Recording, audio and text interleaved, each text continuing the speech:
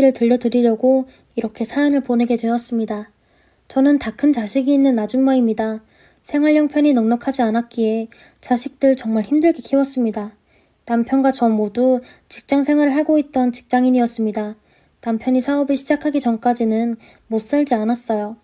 애들 옷도 자주 사입히고 좋다고 하는 것들은 다 해줄 수 있는 정도였으니까요. 그런데 어느 날 갑자기 남편이 뭐에 홀렸는지 돌연 직장을 때려치고 사업을 하겠다고 하는 겁니다. 투자자들 모아서 본인이 기가 막힌 사업 아이템이 있는데 그것만 성공시키면 떼부자가 될 수 있다면서요. 하지만 저는 남편을 믿지 않았어요. 남편은 행동보다 말이 더 앞서는 사람이고 솔직히 말하면 결혼하고 나서부터 그렇게 신뢰를 주는 남자는 아니었습니다. 돈도 그렇게 잘 버는 것도 아니고 자식 생각만 하면 살기 빠듯한데 밖에만 나가면 뭐 있는 척, 있는 사람인 척 하면서 친구들에게 비싼 양주에 항상 1차, 2차, 3차 계산은 모두 본인이 하고 월급보다 남들한테 사주느라 나가는 돈이 더 많았다고 하면 믿으실 수 있겠나요? 저희 남편은 정말 그런 사람이었습니다. 연애 때는 그냥 사람 좋아하고 퍼주기 좋아하는 마음 착한 사람이구나 라고 생각했는데 완전 잘못 생각했던 거죠. 여튼 그렇게 말도 없이 갑자기 회사를 때려쳤다고 하길래 정말 한참을 싸웠습니다. 그렇게 무책임한 결정이 어딨냐고 우리 부부 아니냐고 하면서 목이 쉴 때까지 싸웠어요. 그래, 네 알아서 해라. 네 인생 네가 살아. 라고 하며 거의 반포기 상태로 남편을 냅뒀습니다. 그런데 의외로 남편의 사업이 잘 되기 시작했습니다. 친한 형님 2명한테 투자금을 받아서 작은 가게를 냈고 거기서 수입이 꽤 잘 나왔기 때문이에요. 욕심 많은 남편은 프랜차이즈화를 시킨다면서 땅값 비싸기로 유명한 동네에 2호점을 냈는데 6개월도 안 돼서 경제 위기가 왔고 잘 나가던 가게도 망하는 상황이라 당연히 남편이 하던 사업도 쫄딱 망했죠. 무리한 가게 확장 때문에 빚까지 내고 남편에게 돈을 빌려준 사람들이 저희 집 문을 쾅쾅 두들기며 돈 내어놓으라고 하고 정말 난리도 아니었습니다. 고생이란 고생은 제가 다 한 것이죠. 남편은 빚쟁이들이 찾아온다고 하며 집에 붙어있지도 않고 밖으로 도망갔습니다. 한 달에 한두 번 야심한 밤에 집에 몰래 들어와 애들 잘 있는지 확인하고 다시 어디론가 나가기를 반복했어요. 그때 당시 저와 남편의 사이는 남남보다 더 못했던 사이였습니다. 그래도 애들 키우기 위해서 남편이 다시 마음을 잡고 빚을 차차 갚아나가며 재기하기를 바랐어요. 하는 수 없이 밖으로 떠돌아다니는 남편을 잡기 위해 사방팔방 수소문해서 남편을 잡으러 다녔습니다. 시댁에 숨었나 싶어서 시댁에도 찾아가고 남편 친한 동창들 집까지 찾아가고 예전에 남편이 잠깐 살았던 부산 모 형님 집에 무작정 찾아가고 고생이란 고생은 다 했습니다. 몇 달째 집에 안 들어오고 종적을 감춘 남편만 생각하면 속이 터지고 답답해 미칠 노릇이었죠. 실종 신고를 해야 하나 정말 안 되겠다. 신고라도 해야겠다라고 할 때쯤이면 귀신같이 집에 들어왔어요. 아, 이번에는 정말 안 되겠다 싶어서 시댁에 가서 아들이랑 못 살겠다고 이혼 선언을 해야겠다 생각하고 시댁에 연락도 없이 찾아갔습니다. 그런데 시댁 대문이 열려 있었고 대문 안쪽으로 들어가자 감나무 뒤쪽에 머리를 빡빡 민 남자가 소변을 보고 있더라고요. 아니 어디서 뭔 거지가 남의 집에 들어와 노상방뇨를 하나 싶어서 저기요, 여기서 지금 뭐 하시는 거예요? 라고 소리를 빽 지르니까 화들짝 놀란 대머리가 저를 쳐다보더라고요. 그런데 보자마자 기절할 뻔했습니다. 완전히 머리를 빡빡 민 남자는 제 남편이었고 옷차림은 정말 누가 봐도 스님 복장이었습니다. 남편은 허겁지겁 바지를 올리고 도망가려고 했지만 저는 전속력을 다해 남편을 붙잡았고 도망가지 못하게 실랑이를 했습니다. 밖에서 요란한 소리가 나니 시어머니는 밖으로 나오셨고 제 남편을 보자마자 화들짝 놀라서 아니 너가 왜 여기 있냐? 머린 또 왜 그렇게 빡빡 밀었어? 라며 화를 내시더라고요. 그렇게 가까스로 남편을 붙잡고 시댁 안으로 들어가 자초지종을 들어보았습니다. 정말 기가 막힐 노릇이더라고요. 남편은 속세에 지쳤다고 하며 스님이 되었다고 현재 산에 있는 절에서 수련을 받으며 살고 있다고 하더라고요. 가정을 책임지는 것도 더 이상 못하겠고 본인은 돈이나 물욕에서 벗어나 그냥 이렇게 자연인 상태로 살고 싶다고 하며 본인을 이제 놓아달라고 하더라고요. 참나 어이가 없었습니다. 세상에 무책임에도 분수가 있지 이 정도일 줄은 꿈에도 몰랐습니다. 빚 몇 억 때문에 자식과 마누라까지 포기하고 산속에 들어가 스님을 하다니 이게 말입니까 방구입니까? 저는 화가 나서 빽빽 소리 질렀습니다. 애들은 어떡할 거고 빚은 또 어떡할 거냐고 물으니 본인이 머리를 밀고 스님 생활을 하다 보면 빚쟁이들은 자연스럽게 본인을 잊을 거고 애들한테도 아빠 멀리 떠났다고 하늘 날아갔다고 거짓말을 하라네요. 한순간에 아빠 없는 자식을 만들라는데 그 말을 듣자마자 정이 뚝 떨어졌습니다. 그래 좋다. 다시는 내 눈앞에 띄지 말고 절대로 보지 말자. 애들 찾아올 생각도 하지 말고 너랑 나랑 끝이야. 라고 하며 화를 냈습니다. 시어머니는 기가 막혀서 쓰러질 뻔하고 호적에서 파버릴 거라고 정말 악을 써드셨네요. 그렇게 정말 그날 이후로 남편은 종적을 감췄습니다. 그 이후로 시댁에 남편은 나타나지도 않았고 몇 달에 한 번씩 저희 집에 찾아오는 것도 없어졌고요. 이혼이라도 하려고 했지만 행방을 알아야 할 수 있으니 실종 신고하고 별의별 짓을 다 했지만 남편은 정말 산속에 들어갔는지 도무지 행방을 알 수가 없었습니다. 매일같이 빚쟁이들이 돈 갚으라고 찾아오고 도저히 살 수가 없어서 저는 친정으로 내려가 아이들을 키웠습니다. 20년을 남편과 그렇게 연락도 없이 살았고 살았는지 죽었는지도 모른 채 애들 대학까지 보내고 그렇게 악착같이 살았습니다. 막내가 학교를 서울로 가게 되고 서울에 있는 아는 언니네 가게에서 일하게 해준다고 하길래 저도 막내와 함께 서울로 올라가게 되었습니다. 첫째는 분가에 직장을 다니고 있었기에 서울로 올라갈 수 있었던 것이었죠. 막내는 학교와 가까운 곳에 방 2개짜리 집을 구했고 저는 거기서 가게까지 왔다 갔다 하며 일을 시작했습니다. 세월도 많이 흘렀고 남편에 대한 분노와 억울함 등등 그런 감정들은 많이 삭혀진 상태였어요. 그냥 먹고 살기 바빴습니다. 그렇게 왔다 갔다 하며 일을 하고 있는데 우연히 서울 한 부천으로 유명한 동네에 가게 될 일이 생겼습니다. 단독주택만 쭉 있고 함부로 그 동네에 못 들어가는 그런 동네였어요. 기회가 생겨서 그쪽 동네 안에서 사람을 만날 일이 생겼고 난생 처음 그 유명한 동네에 가게 되었습니다. 사람이 아무도 없는 길인데도 으리으리한 주택 때문에 기가 죽더라고요.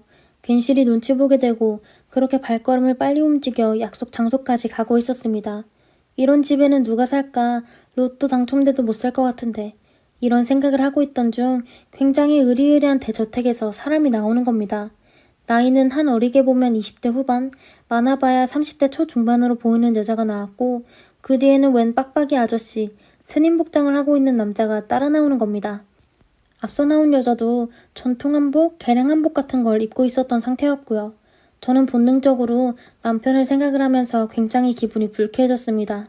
남편 때문에 그러면 안 되지만 스님처럼 보이는 사람만 보면 트라우마가 생겼거든요. 시댁 감나무 밑에서 남편을 본 그 장면이 떠올랐습니다. 저 사람들은 뭔데 저 집에서 나오지 라고 생각하고 있던 순간 한 검은색 세단이 그 집 앞에서 멈추고 그 세단에서 똑같은 빡빡이 머리 스님이 나오는 겁니다.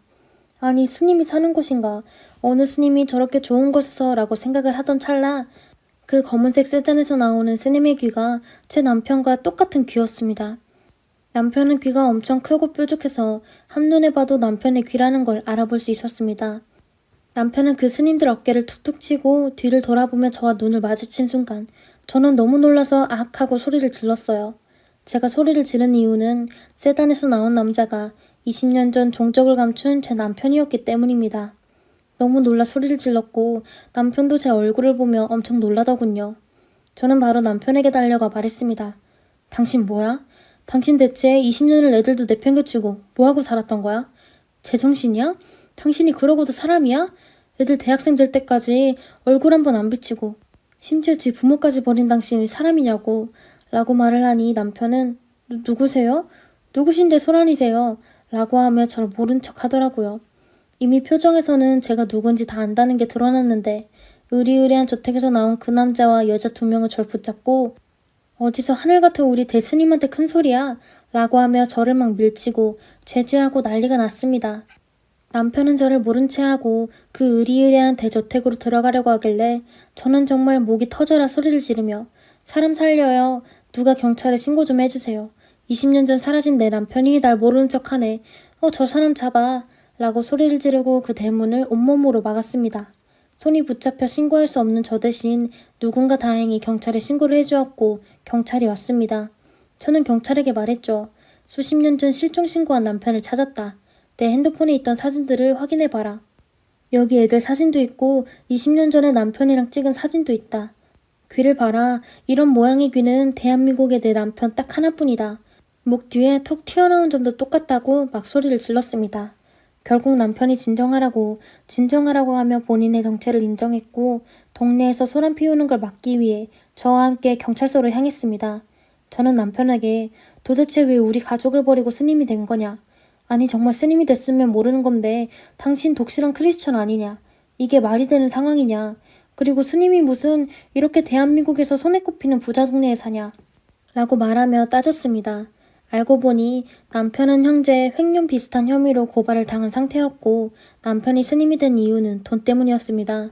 엄청나게 큰 절에서 남편은 스님 행세를 하며 그 절에 들어오는 돈을 빼돌렸고 그 절 사람들 몇 명과 협동으로 작전을 짜 수십 년간 거의 수십억 원에 이르는 돈을 가졌다고 합니다. 그 돈으로 본인과 함께 범죄를 저지른 스님들과 함께 서울에 있는 으리으리한 대저택을 샀던 것이고 그 사실을 알게 된 일부 사람들이 남편을 고발한 상태였다고 합니다. 그럼에도 불구하고 남편을 따른 신도들, 그런 사람들이 끊임없이 남편에게 물질적인 도움을 주었고 그렇게 고발을 당했음에도 불구하고 남편은 고급 세단의 아주 좋은 주택에서 떵떵거리며 살고 있었던 것이었습니다. 저는 참을 수 없는 분노가 치솟았습니다. 남편 대신 아이들 키우느라 말 못한 수모를 겪고 정말 눈물 삼키며 일을 하며 내 인생은 없다시피 살았는데 너무 어이가 없더라고요. 본인은 속세가 싫다며 돈이 싫다면서 스님이 되겠다고 해놓고선 가족까지 버렸을 정도였으면서 뒤에서는 돈을 빼돌리기 위해 가족까지 버렸다는 실체를 알고 나니 도저히 참을 수가 없더라고요. 그 자리에서 남편을 싸다구를 때리고 대머리 부분이 빨개지도록 상처가 날 때까지 전속력을 다해 찰싹찰싹 때렸습니다. 경찰분들이 저를 말리고 남편은 면목이 없어서 그런지 고개를 푹 숙이더라고요. 남편은 미안하다고 금전적으로 도움을 지금이라도 주겠다고 했지만 지나간 세월을 누가 보상해줘요. 저는 다 필요 없고 네 실체를 뒤지는 사람들한테 내가 낱낱이 잘 알려주겠다 라고 고래고래 소리를 질렀습니다. 그렇게 저는 서에서 나와 아이들에게 남편의 실체를 모두 말한 뒤 남편이 있었다는 절에 가서 남편의 실체가 담긴 전단지와 패킷을 들고 모두에게 이 사실을 알렸습니다. 그리고 변호사를 만나 남편에게 할 수 있는 법적 조치를 상담받았고요. 내가 보상받을 수 없다면 이 사람 벌이라도 받아야겠다고 생각했습니다. 남편이 살던 그 으리으리한 대저택에서 남편의 실체가 담긴 현수막을 크게 걸어 동네 얼굴도 못 들고 다니게 만들어줬습니다. 그 저택에 한참을 앉아있다가 남편이 나올 때면 통에 담은 개똥물 섞어놓은 것을 남편 얼굴에 확 뿌렸고요. 그렇게 계속 남편을 괴롭히다 보니 남편은 그 저택에 더 이상 못 살겠다고 판단한 건지 다른 곳으로 몸을 피한 것 같더라고요. 저는 남편이 스님인 척 사기치고 그걸 또 당해서 돈을 뜯긴 사람들을 수소문해 고소장을 집어넣었고 남편은 결국 지금 구속수사를 받고 있습니다. 아무래도 저는 힘이 없기에 이 사실을 공론화해서 남편이 제대로 된 벌을 받았으면 하는 바람으로 이렇게 글을 쓰게 되었습니다. 스님 행세하며 돈을 갈취한 일당에게 사기당하신 분들은 지금이라도 연락을 주시기 바라겠습니다. 안녕하세요. 제 소개를 한 줄로 하자면 결혼 생활 1년도 못 채우고 이혼한 26살 여자입니다.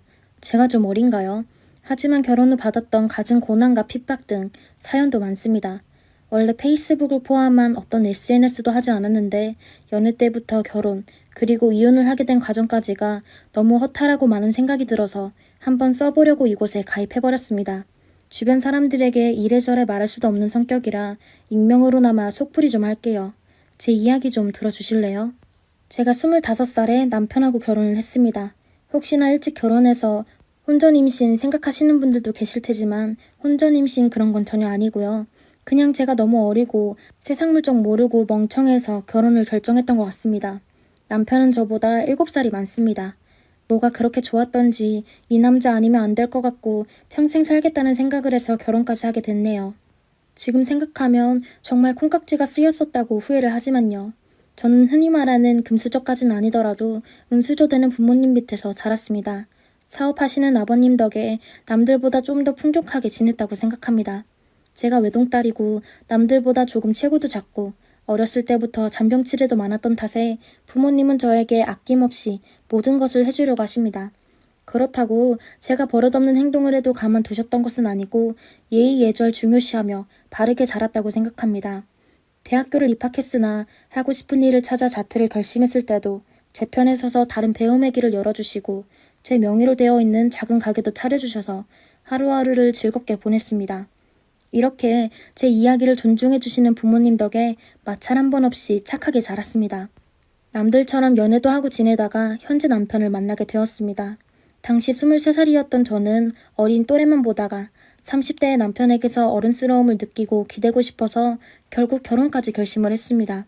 그땐 제가 많이 좋아했기에 제가 남편보다 돈을 더 많이 벌어도 남편이 장남이라도 별 생각이 없었어요. 둘이 좋으면 될 줄 알았습니다. 그런 것들이 결혼 생활의 장애물이 될 줄은 생각지도 못했습니다. 정말 너무 어려서 아무것도 모르는 것이었죠. 지금 제 짧은 생각을 너무 후회해요.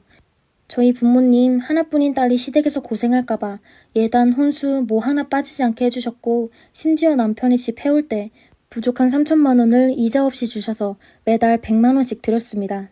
거의 5대5로 결혼을 했지만 제가 돈을 조금 더 벌기에 저축하고 쓰는 돈은 제 돈이 조금 더 많았죠.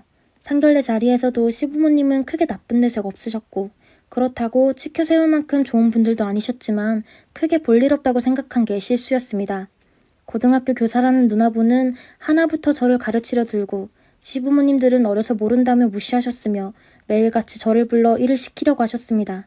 이런 말하기 부끄럽지만 어릴 때부터 하고 싶은 거 전부 하라고 지원해 주셨던 부모님 덕분에 한식, 일식, 양식 자격증도 가지고 있고 요리를 좋아하는 터라 집에서 정말 남들보다 잘 해먹는 편입니다. 그런데 시부모님들은 하나부터 열까지 다 마음에 안 들어 하셨어요. 돈가스 카레를 해먹던 날 연락 없이 방문하셔서 저녁의 메뉴가 이게 뭐냐며 카레 돈가스가 웬 말이냐, 어려서 뭘 모르네, 우리 아들을 여지껏 이런 걸 먹였냐고 난리가 났어요. 사연 들으시는 분 중에 60대 넘으신 분들께 여쭤봅니다. 돈가스와 카레가 그렇게 제가 혼날 만큼 나쁜 메뉴인가요? 그때는 저도 조금 화가 나서 연락 없이 오셔서는 무슨 말씀이시냐고 기분 나쁜 티를 조금 냈었고 싸늘하게 헤어졌습니다. 그 외에도 어머님 아버님 결혼 기념일이라며 조카들까지 모두 불러 삼계탕 10인분을 퇴근 후 저보고 준비하라고 하시고 오늘 허리가 아프셔서 집 청소를 못했다고 시댁 와서 설거지랑 마당 청소 좀 해달라고 하신 적도 있습니다. 심지어 청소는 일주일에 한 번 정도 이루어졌고요. 남친은 그냥 무시하라고만 하고 어떤 중재도 없었습니다.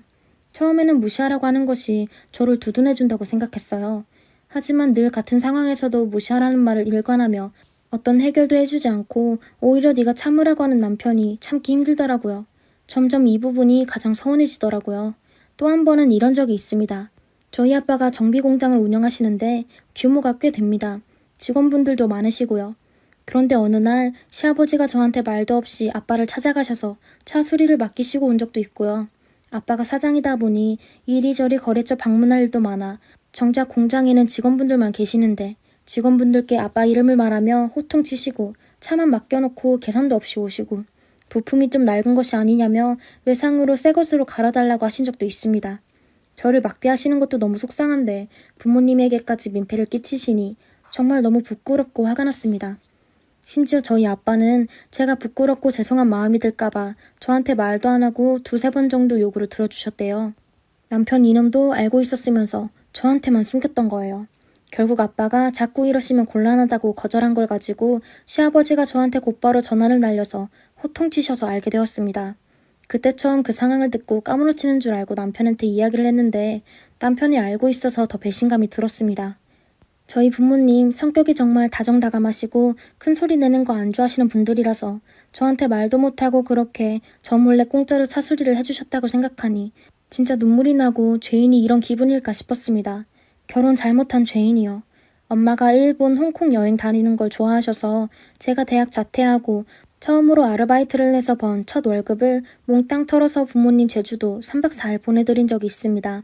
그때 제가 21살 때 편의점 일해서 여행 보내드린 거라 마음이 뿌듯했었는데 부모님도 그걸 기억하시고 이번에 제주도를 한 번 더 다녀오시면서 그 기억이 나서 장문에 손편지를 써서 우리 집에 우편으로 보내셨습니다.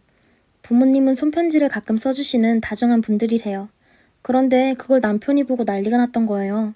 부모님 제주도 보내드렸냐고요. 그래서 아니라고 어렸을 때 아르바이트해서 번 돈으로 보내드렸던 옛날 얘기를 하니까 그래도 기분이 나쁘다고 말을 하네요. 왜 기분이 나쁜지 모르겠지만 한다는 말이 자기 부모님도 일본을 보내달래요. 우리 부모님 제주도 갔다고 시부모님들도 여행 가야 한다는 게 이해도 안 되지만 왜 우리 부모님 제주도 갔다 오시는데 시부모님들은 일본일까요? 말도 안 되는 소리 하지 말라고 했는데 그걸 또 시부모님한테 전화해서 며느리가 여행 보내준다는 소리를 늘어놓아서 저는 안 보내드릴 거라고 난리를 해서 집안 날려먹을 뻔한 적이 있습니다. 참고로 저희 월급은 각자 관리해서 제가 보내준다는 말이 제 월급에서 지출하는 것이라는 말이에요. 결국 못 보내드렸더니 신우가 전화와서 저보고 어려서 뭘 모른다며 지금이라도 여행 보내드리라고 한 살이라도 나이 더 먹은 사람 말 들으라고 그랬던 적이 있습니다. 그 외에도 시댁 제사에 남편은 일한다고 못 가니까 저만 가라더군요. 저도 일하는데 말이죠. 저보고 김장하러 못 올 거면 김장비 보내라고 하고요. 김치 안 받아 먹습니다. 명절 때 친정 못 가게 하고 가려고 하면 어려서 전통을 모른다고 타박을 하십니다. 명절 때나 생신 때 선물 사가면 아직 어려서 물건 고르는 눈이 형편없다고 하십니다.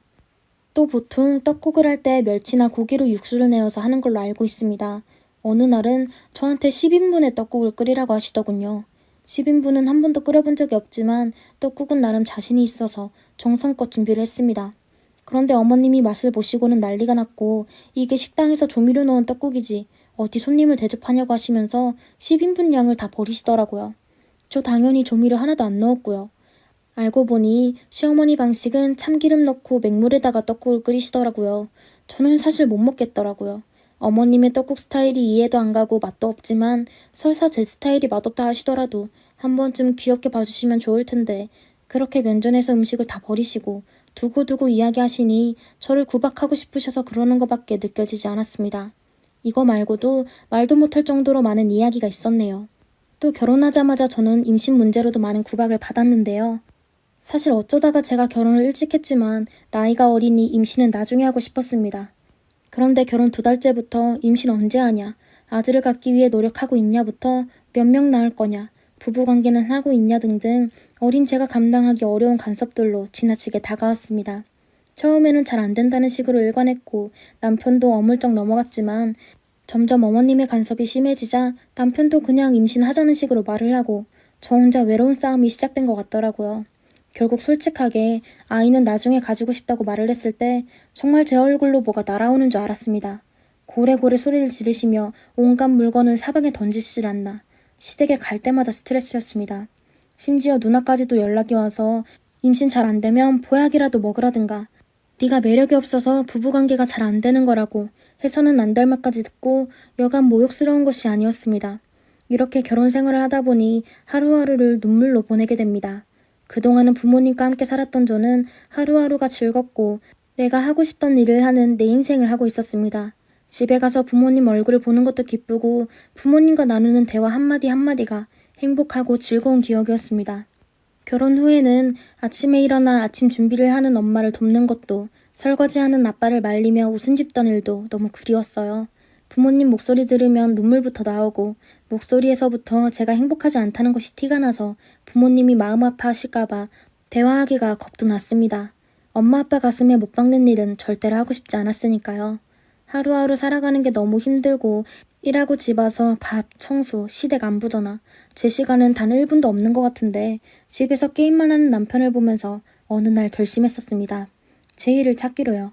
그래서 다짜고짜 퇴근하고 연락 없이 친정으로 갔는데 엄마 아빠가 원래 같이 살던 사람들처럼 왔냐고 자연스럽게 반겨주시는데 눈물 터져서 나 못 살겠다고 너무 힘들다고 앞뒤도 맞지 않게 횡설수설하며 이야기를 했습니다. 사실 나 이렇게 산다고요. 엄마 아빠가 집에서 자고 가라고 이제 그 집 안 보낸다고 이혼해버리라고 난리셨습니다. 화가 나셔서 시댁 찾아가서 화 안 내시는 분들이 쌍욕까지 하시면서 남의 집 귀한 딸한테 어쩌고 하며 화를 내셨습니다. 그렇게 아빠가 화내시는 모습도 처음으로 보았습니다. 시아버지도 굽신망거리던 우리 아빠가 그렇게 화내면서 온 집안을 부수듯 무섭게 구니 막상 아무 말도 못하더라고요. 이혼하는 과정도 참 험난했습니다. 시댁 식구들이 집에 찾아오기도 하고 아빠 직장에 찾아오기도 했습니다. 용문자를 보내다가도 미안하다고 구구절절한 문자를 보내는 시댁 식구들이 너무 밉고 소름이 끼쳤습니다. 왜 저를 그렇게 붙잡는지 모르겠습니다. 결혼 생활할 때는 그렇게 못 잡아서 안달이 났던 사람들이 말이에요. 하지만 저는 이혼 결심한 날부터 왠지 모르게 용기가 생기고 더 이상 눈물이 나지 않았습니다. 그리고 지금 그렇게 이혼하고 다시 내 인생을 살게 되니 너무 행복합니다. 이 글을 쓰며 말씀드리고 싶은 것은 결혼이 나쁜 것은 아니에요. 하지만 둘이 만나 혼자 살 때보다 더 행복하게 사는 게 결혼인데 혼자 살 때보다 힘들면 그게 결혼일까 싶네요. 아직 우리나라는 정통을 빙자한 잘못된 문화가 깊숙이 박혀 있습니다. 여자가 10을 해오고 결혼 비용을 100%다 내고 남자가 숟가락만 가져와도 결국 재산은 여자가 지내고 밥은 여자가 합니다. 한 번의 이혼으로 많은 성찰을 얻으며 생각했습니다. 두 번 다시 결혼은 하고 싶지 않다. 사랑하는 사람과 평생을 약속하며 살기에는 그 대가가 너무 힘드니까요. 제 어린 선택과 섣부른 판단이 이런 불행을 불렀지만 단지 그 문제만은 아니라고 생각합니다. 결혼하시는 분들이 결혼하기 전에 이런 전반적인 문화 이해를 확실히 하고 저처럼 슬픈 결혼 생활을 하지 않으시길 바랍니다. 그리고 결혼해서 내 생활이 불행하면 나만 힘든 것이 아니에요. 20년 넘게 나를 봐왔던 부모님, 내가 조금만 힘들어도 행복한 척 한다고 해도 결혼 생활이 불행한 거 바로 아십니다. 제가 눈물을 흘리면 부모님들은 피눈물을 흘려요. 혹시나 결혼 생활이 불행하지만 이혼이 겁난다고 계속 불구덩이에서 사시는 분들이 있다면 감히 말씀드려 봅니다. 이혼하세요 꼭. 글 쓰다 보니 너무 횡설수설이네요. 글을 읽다 보면 남편 집안이 정말 형편없는 쓰레기 집안인데도 이혼 못하고 결혼 유지하시는 분들이 계셔서 쓴 글입니다. 그거 정말 부모님 가슴에 대목 박는 행위라고 생각해요. 글 쓰다 보니 괜히 울컥하네요. 이 글 읽으시는 분들은 모두 본인 자신이 행복한 결혼 생활을 하셨으면 합니다. 그리고 우리나라의 이런 결혼 문화가 좀 바뀌었으면 합니다. 감사합니다. 안녕하세요. 정말 이제는 참을 수가 없습니다. 이제 정말 질릴 대로 질려버렸네요. 아무리 막말이 생활화되었다는 분이지만 그동안 12년을 참았습니다. 하지만 이제는 참을 수가 없네요. 저희 부모님이 몇 달 전에 돌아가셨습니다. 여름에 비 많이 올 때 산에 가셨다가 돌아가셨습니다. 처음에 언니한테 전화가 왔을 때는 아니겠지, 장난이겠지 했지만 막상 병원에 가보니 더 이상 두 분의 미소를 볼 수가 없고 그저 차디찬 부모님을 접한 순간 정말이구나 하는 생각에 까무러쳤죠. 그렇게 갑자기 저희 부모님이 세상을 떠나셨고 너무나도 힘들었습니다. 정말 나도 따라서 죽고 싶을 정도로 힘들었습니다. 현실을 계속 부정하고 싶어서 부모님의 핸드폰으로 괜히 전화도 해보고 부모님이 사시던 집에서 하루 종일 가만히 앉아있어 보기도 했습니다. 혹시 그러고 있으면 오시지 않을까 하면서요. 말도 안 되죠. 이미 돌아가셨는데 부모님 돌아가신 거에 대해서 계속 부정하고 싶었지만 현실은 언니가 뭐라고 하더라고요. 네가 이렇게 살면 엄마 아빠가 얼마나 속상하시겠냐고요. 정신 차리라고요. 언니도 힘들죠. 그렇게 언니를 의지하고 신랑을 의지하고 마음을 고쳐먹었습니다. 그리고 저한테는 8살 이쁜 딸이 있습니다. 제 아이를 생각하며 그래 열심히 살아야지 하면서 다시 현실로 돌아왔습니다. 그런데 부모님이 돌아가시고 저와 언니가 유산을 상속받았습니다. 저희 부모님 정말 열심히 사셨어요. 장사를 하셔서 늘 새벽에 나가서 새벽에 들어오셨죠. 우리 자매를 위해서 정말 열심히 사셨습니다. 통장의 돈과 부모님 집, 그리고 전에 할머니가 돌아가시면서 아버지한테 남기신 집과 땅, 그리고 부모님 가게와 건물, 그리고 부모님의 보물. 상속 절차를 밟으면서도 왜 이리 힘든지 정말 말할 수 없을 정도로 힘들더군요. 이건 겪어보지 못한 사람은 모를 거예요. 그 와중에 저의 시어머니가 전화가 왔네요. 너 이제 좀 괜찮아졌니? 라고 하길래 이 양반이 웬일인가 싶더군요. 저희 시어머니 아무 말이나 막 하는 사람입니다. 처음에는 그 막말 때문에 결혼하고 한두 달간은 정말 힘들었지만 지금은 한 귀로 듣고 한 귀로 흘리고 삽니다. 자기 아들이 감기라도 걸리면 저는 죽일 년이 되고 제가 감기 걸리면 그까짓 감기 때문에 알아눕냐고 핀잔을 주고 저희 딸한테도 애가 잘못한 게 있으면 외갓집 갔다 오더니 싸가지 없는 거 배워왔다고 외갓집 가지 말라고 하시고 제가 일을 해서 가끔 저희 엄마가 제가 늦게 끝날 때 제 딸을 봐주는 경우가 종종 있었습니다. 그럴 때마다 저희 집에 전화도 없이 쳐들어오시고 저희 엄마에게도 함부로 하셨죠. 거기다 저한테 너네 부모한테 왜 손녀를 맡기냐고 그런 말씀도 서슴지 않으셨죠. 아무리 그래도 한 귀를 듣고 한 귀로 흘렸습니다. 그런데 제가 그렇게 했으면 안 됐다는 걸 이번에 알게 됐습니다. 어머니가 막말할 때마다 대들고 했어야 했구나 하는 후회가 엄청 듭니다. 그랬으면 나한테 이런 말 하지 않았을 텐데. 괜찮냐고 하시더니 그 뒷말이 야, 너 얼마나 좀 챙겼냐? 많이 좀 챙겼어? 너네 집에 너 하나였으면 이거 다 아들 것인데 네 언니 얼마나 가져갔냐? 처음에는 네 라고 했습니다. 제가 잘못 들었나 했습니다. 제가 계속 네 이러니 젊은 애가 왜 말귀를 못 알아먹냐고 네 부모 죽었으니까 너네 부모 재산 받았을 거 아니냐고 하는 겁니다. 정말 머릿속에서 뭐가 딱 끊기는 소리가 들리더군요. 그러면서 저도 모르게 소리를 질렀습니다. 지금 말 다 했냐고. 지금 그걸 말이라고 하시는 거냐고. 그러면 그동안 어머니는 우리 부모님 빨리 돌아가시기를 바랬던 거냐고. 당신이 사람이냐고. 아무리 할 말 못할 말 구분을 못한다고 하지만 이런 것은 지나가는 동네 개도 알겠다고. 안 그래도 힘들어서 미쳐버릴 것 같은데 내 자식을 위해서 그래도 살아야지 하고 참고 있는데 어머니가 뭔데 그렇게 말하시냐고. 말이 입에서 나서 하는 말이냐고 하면서 소리를 질러버렸네요. 미친 사람처럼 날뛰고 울고 고함을 질렀습니다. 뭐라고 한 것 같은데 기억도 나지 않을 만큼 미친 사람처럼 소리를 질렀습니다. 그때 거실에 있던 남편이 들어와서 전화기를 뺐을 때까지도 계속 소리를 질렀습니다. 그러면서 자기 엄마한테 뭐라고 하는 것 같았는데 아무런 말도 귀에 들어오지 않고 저는 계속 소리 지르고 남편은 이미 전화를 끊고 진정 좀 하라면서 물을 먹으라고 하는데도 그 손을 뿌리쳐 버렸네요. 어느 정도 진정하고 남편한테 이혼하자고 했습니다. 결혼 생활 동안 아무리 어머니가 막말을 해도 다 참았습니다. 그런데 갑자기 그렇게 돌아가신 우리 부모님, 우리 언니와 저를 위해서 평생을 사시다가 그렇게 돌아가셨는데 자기가 어찌 우리 부모님에 대해서 저리 말할 수가 있습니까? 처음 결혼할 때도 시집에서 돈 한 푼, 하다못해 금반지 하나 못 얻어 끼워왔습니다. 그래도 남편 하나 보고 그동안 내가 모은 돈, 남편이 모은 돈으로 작은 월세방부터 시작했고 돈 모아두면 뺏어가고 모아두면 뺏어가고 그럴 때마다 한마디도 못하고 화가 나도 말 못하고 그렇게 12년을 살았습니다. 돈 안 주면 나쁜 년 소리까지 들었어도 바보같이 참았던 게 지금 와서 정말 후회가 됩니다.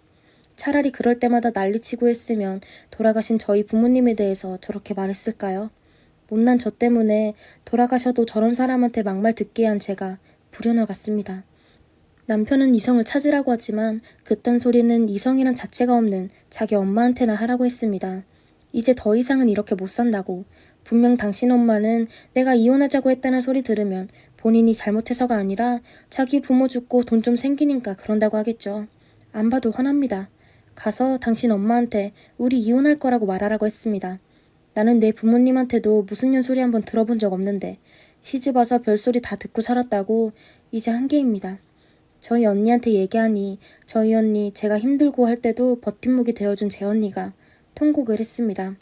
돌아가신 분들한테 어찌 그런 소리를 하냐고 하면서요. 언니한테도 미안합니다. 돌아가신 저희 부모님한테도 죄송합니다. 남편은 자꾸 저를 붙잡지만 저는 더 이상 남편 하나만 보고는 못 살겠습니다. 제 딸한테도 미안합니다. 못난 엄마 때문에 이혼 가정에서 자라겠지만 태어나면서부터 여자아이라는 이유로 할머니한테 사랑도 못 받고 자랐고 저런 막말 듣고 사느니 이혼하는 게 낫다 싶습니다. 너무 힘들지만 누구한테 말도 못하겠어서 여기다 말합니다. 정말 제 선택이 맞는 거겠죠? 그런 거겠죠? 어떤 결정이 맞다고 확신은 없지만 이제 그만 벗어나고 싶습니다. 정말로. 그리고 돌아가신 저희 부모님, 저 때문에 듣지 않아도 될 소리를 들으신 것 같아서 너무 마음이 아픕니다. 추가합니다. 그냥 너무 답답한 마음에 글 쓰게 된 건데 많은 분들의 위로 정말 고개 숙여 감사를 드립니다. 글 쓰고 나서 12년의 세월을 돌이켜보았습니다. 결혼하고 아이 낳고 3개월 빼고 죽어라 일하고 아끼고 해서 간신히 전세를 돌리고 집 좀 사볼까 하고 돈 모으면 돈 뺏어가는 시어머니, 돈 없다고 하면 무슨 년이라고 함부로 말했던 시어머니, 옆에서 그저 아무 말 없이 방관했던 남편, 내가 울면 같이 울던 딸, 친정엄마가 아이 봐주고 있으면 그냥 쳐들어와서 사돈한테 아무 말이나 막 하고 집에서 부리는 사람처럼 대했던 시어머니, 집에 제사나 명절에 손 하나 까딱 안 하면서 이건 어쩌네 저쩌네 하면서 무식한 친정에서 보고 배운 게 없어서 저보고 모자르다고 했던 시어머니, 내가 돈 모아서 장만한 전셋집에 자기 집인 것 마냥 퇴근하면 와 있는 시어머니, 그러고서 집에 일찍 안 들어온다고 살림을 하는 거냐 마는 거냐고 하는 시어머니, 좋았던 기억은 단 한 번도 없었던 시어머니, 내가 어머니 때문에 힘들어하며 올 때도 참으라고만 했던 남편, 정말 이대로는 살고 싶지 않다고 언제까지 이렇게 살아야 하냐고 내 자식한테 저렇게 함부로 하는 시어머니와 안 보고 살고 싶었던 나에게 엄마가 본인 어릴 때 고생을 많이 해서 저러는 거라고, 엄마가 저렇게 하는 거 당신이 힘든 건 아는데 나이 들으면 나아질 거라고 무조건 이해하라고만 했던 남편, 바보같이 남편 말을 믿었던 나, 말은 안 해도 내 딸이 저렇게 시집살이 하는 거 눈으로 보고 속으로 알았을 우리 부모님, 지금이라도 자식 노릇하고 싶지만 너무 늦어버린 현실에 가슴이 무너지고 저런 시어머니를 그래도 시어머니라고 12년을 모시고 살았고 무조건 참으라고만 했던 남편을 바보처럼 이해했던 나. 12년의 세월, 남은 것이라고는 그저 후회와 초라해져 버린 나. 많은 분들 제 딸 걱정해 주셔서 감사합니다. 하지만 이게 최선의 선택이라고 생각합니다. 저한테 하는 것처럼 제 딸한테도 저렇게 하셨고 이런 가정에서 살게 하는 것 또한 부모로서 할 짓이 아니라고 생각을 합니다. 더 이상 제가 겪은 아픔을 딸한테 대물림하고 싶지도 않고요. 나중에 저의 이런 모습을 보고 엄마 왜 바보처럼 참고 사냐고 속상해하는 딸의 모습을 보고 싶지 않습니다. 제 딸한테 떳떳한 엄마가 되고 싶고 제 딸 주눅 들고 살게 하고 싶지도 않습니다. 저는 12년의 세월을 버렸지만 제 딸은 그리 살게 하고 싶지가 않고요. 아직 어릴 때 이혼하는 것이 현명하다고 생각합니다. 제 딸이 나중에 철이 들어서 자기 아빠를 미워하지 않았으면 좋겠고요. 그나마 아빠에 대한 좋은 기억이 있을 때 그 사람과 헤어지는 것이 낫다고 생각을 합니다. 딸은 엄마의 삶을 그대로 산다는 말이 있고요. 그리고 딸이 저처럼 저런 남자 만나서 시어머니를 만나게 하고 싶지도 않고요. 남편은 끝까지 저를 잡겠다고 합니다. 그동안 나를 방관한 채로 살았던 사람이 이제 와서 왜 저러는지 모르겠습니다. 저는 소송이라도 할 생각입니다. 변호사님은 아까 낮에 언니와 함께 만나봤고요. 여러 가지 정황상 이혼은 할 수 있지만 증거 수집은 필수라고 하십니다. 언니 또한 제 결정이 맞다고 생각하고 있고요. 이런 마당에 또 시어머니는 저한테 전화해서 쌍욕을 했지만 저는 그저 아무 말도 안 하고 녹음을 했습니다. 더 이상 사람 같지 않은 사람한테 화내고 싶지도 않고 말 섞는 것도 싫습니다. 저한테 아까 욕하면서 그럽니다. 와서 무릎 꿇고 빌라고요. 그저 웃기만 했습니다. 아직까지 저렇게 당당한 시어머니, 이젠 더 이상 용서하지도 않으려고 합니다. 불쌍하게 돌아가신 내 부모님에게 함부로 말하고 나와 내 딸에게 함부로 했던 남편의 어머니. 이제 본인이 얼마나 제대로 살지 않았는지, 그동안 자신이 했던 일들이 얼마나 큰 성화가 됐는지 알게 해줘야 합니다. 육체적인 것만 사람을 해치는 게 아닙니다. 정신적인 것은 육체적인 것보다 더 큰 고통이 따른다는 거 시어머니는 모르겠죠. 하지만 이제 알게 해주려고 합니다. 저는 12년 동안 바보의 모습에서 탈피하려고 합니다. 여자는 약할지 몰라도 엄마는 강하다는 말 마음속에 깊이 지키려고 합니다. 제 딸을 위해서라도 강한 사람이 되려고 합니다. 이 글을 읽고 용기를 주시고 위로해 주신 분들 정말 다시 한번 감사드립니다. 그리고 저처럼 사시는 분들 많진 않아도 있을 거라고 생각을 합니다. 그런 분들도 꼭 용기를 내시기 바라고요. 자식 때문에 참고 사는 게 아니라 자식을 위해서 당당한 엄마가 되셨으면 합니다. 잘 쓰지 못하는 글 끝까지 읽어주셔서 너무 감사합니다. 후기입니다. 안녕하세요. 벌써 그 일이 있은 지 한 달이 다 되어가는 것 같습니다. 처음에는 절대 이혼해줄 수 없다는 남편과 이제 다음 주면 정말 이혼 도장을 찍게 되었습니다. 처음 한 일주일은 절대 이혼 못해주니 소송을 걸라고 하기에 알았다고 했습니다. 그렇게라도 해서 당신과 당신 집안과의 인연을 끊을 수 있다면 그게 100년이 걸리더라도 하겠다고 했습니다. 어떻게 이야기를 듣고 이제 시어머니도 아니죠. 그 사람의 어머니가 저한테 전화를 하셨더라고요. 안 살 거면 부모님께 받은 상가, 딸아이를 놓고 너 혼자 나가라. 역시 절대 기대를 저버리지 않는 분이시더군요. 그 말과 더불어 갖은 쌍욕을 하시기에 그냥 녹음하고 저는 듣기만 했습니다. 몇 차례 전화 오고 전 녹음하고 제가 지금은 저희 언니 집에 딸아이와 있습니다. 저희 언니 집까지 찾아와서 동네에서 소리 지르고 경찰 부르고 계속 무한반복을 며칠 동안 했습니다. 그리고 그 후 그 남자에게 전화해서 만나자고 했습니다. 어떻게 하겠냐고 하면서 물론 이 사람뿐만 아니라 이 사람의 어머니에게도 위자료 청구한다는 말도 잊지 않았습니다. 변호사님도 입증만 되면 충분히 청구할 수 있다고 하더라고요. 그리고 아이도 최대한 제가 데리고 올 수 있을 거라고 걱정하지 말라고. 저희 언니도 제 뒤에는 언니가 있으니 절대 마음 약해지지 말라고. 여기서 약해지면 안 된다고 하더라고요. 녹음된 것을 다 들려준 후 아이 또한 제가 데려올 거라고. 당신과 당신 어머니한테 내 딸을 맡겼다가는 제 딸 제 명예 못 살 것 같다고. 당신이 아이 아빠라면 아이를 생각해서라도 양보해 주었으면 좋겠다고. 그리고 당신 엄마 우리 언니 집까지 쫓아와서 난동 부리고 한 거 일부러 경찰에 신고한 거라고. 그런 것도 다 증거 자료가 될 수 있다고. 우리 사이에 아이가 없다면 막장까지 갈 생각이지만 마지막으로 당신이 아이 아빠라면 나와 내 딸 그냥 편히 놔줬으면 좋겠다고 했습니다. 나중에 내 딸이 아버지란 사람 원망하지 않게 도와달라고 했습니다. 한참을 생각하더니 며칠 더 시간을 줬으면 좋겠다고 하더군요. 당신한테는 며칠이지만 나에게는 그 며칠이 정말 지옥 불구덩이에서 내 살을 태우는 것과 같은 거니 되도록 빨리 결정을 해줬으면 좋겠다고 했습니다. 며칠이 지나도 연락이 없어서 정말 소송으로 갈 생각이구나. 정말 이거밖에는 답이 없나 보구나 생각해서 허무해질 무렵 연락이 왔습니다. 서류 보내겠다고요. 작성해서 보낼 테니 나머지 작성하고 다음 주 월요일에 법원 앞에서 만나자고 하더군요. 그러고는 그냥 끊더군요. 등기로 서류를 받아들고 한참을 쳐다만 봤습니다. 이혼을 망설인 건 아니었지만 막상 서류를 보니 아무 생각도 나지 않아서 그저 우두커니 있다가 오늘 서류 빈칸을 채웠습니다. 그 빈칸을 채우면서 왜 이리 눈물이 나는 건지 이혼하는 게 두렵고 후회할까봐 눈물이 나는 건 아니었습니다. 그저 그동안의 결혼 생활이 눈앞으로 스쳐 지나가고 돌아가신 부모님 얼굴이 자꾸 생각이 나고 그동안 힘들었던 결혼 생활이 이 종이 한 장으로 끝나는구나 라는 생각도 들고 그냥 왠지 모르게 서운한 마음이 들어서 눈물이 나는 것 같습니다. 혹여나 딸아이가 듣지는 않을까 하는 생각에 조용히 소리 없이 한참을 운 것 같습니다. 지난번 2번째 글에 댓글을 보니 저희 딸아이의 입장인 분들이 많더라고요. 만약 내가 한 번 더 참았다면 내 딸도 그런 생각을 가지고 살았겠구나 라는 생각에 또 한 번 마음이 아프더군요. 나 하나 그리 살았으면 됐지. 내가 내 딸에게 나와 같은 아픔? 아니 어찌 보면 더한 아픔을 줄 수도 있겠구나 라는 생각이 들더군요. 그래서 더욱더 이혼이 간절했었나 봅니다. 이제 다음 주 월요일이면 법원에 서류 제출하고 숙려기간이 있겠죠. 이것도 법원에서 지정해준 곳에 가서 부부 상담 치료를 받거나 하면 단축할 수도 있다고 하네요. 서류를 제출하고 얼마간의 시간이 더 걸릴지도 모르겠지만 그래도 마음 한구석은 왠지 모르게 후련한 마음이 드네요. 후련하다는 제 생각이 잘못될 수도 있겠지만 그래도 저는 그런 마음이 듭니다.